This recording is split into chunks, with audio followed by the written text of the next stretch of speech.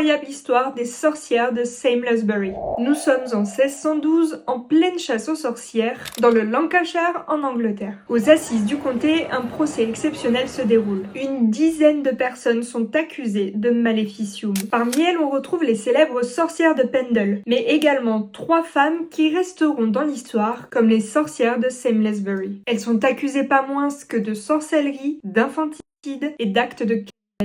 Le greffier Thomas Potts est à son poste. Son récit deviendra l'un des plus complets sur une affaire de sorcellerie en Angleterre. Mais revenons d'abord aux origines de cette histoire. Les 3 accusées s'appellent Jane Southworth, Janet Birley et Helen Birley. Elles viennent du petit village reculé de Samlesbury, une région au passé trouble, réputée pour ses vols, sa violence et sa morale laxiste. Mais ce qui la caractérise particulièrement, c'est son climat de tension religieuse. En effet, après la réforme protestante et la création de l'Église d'Angleterre sous Henri VIII, le pays est divisé entre l'Église catholique et l'Église anglicane, ainsi les catholiques y sont marginalisés. C'est dans ce contexte tendu que les 3 femmes sont dénoncées pour pratique d'art diabolique et malicieux à l'encontre d'une jeune fille de 14 ans, Grace Sowerbutt. Aux assises, Grace est alors appelée à la barre pour témoigner. Elle explique que Janet et Helen Birley, qui sont autres que sa grand-mère et sa tante, se transformeraient en chiens pour la tourmenter et auraient tenté de la convaincre de se noyer. Elle les accuse également de s'être un jour introduite chez un voisin pour lui voler son bébé. Elle lui aurait alors sucé le sang,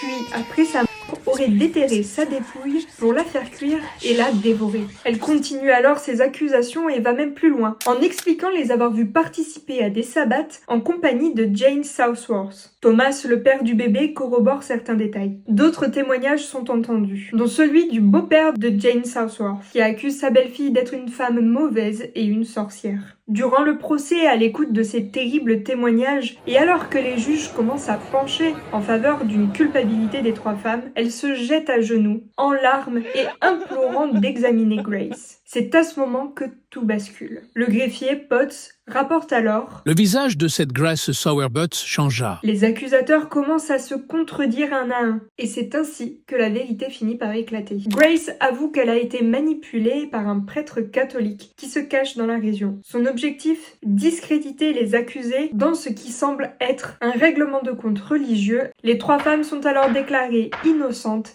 et acquittées. Une décision rare à cette époque. Elles échappent ainsi au terrible sort réservé à plusieurs centaines de milliers de femmes et d'hommes accusés et condamnés à mort pour pratique de sorcellerie à cette époque. Dans son compte-rendu, Thomas Potts conclut: Ces pauvres créatures innocentes, grâce aux soins et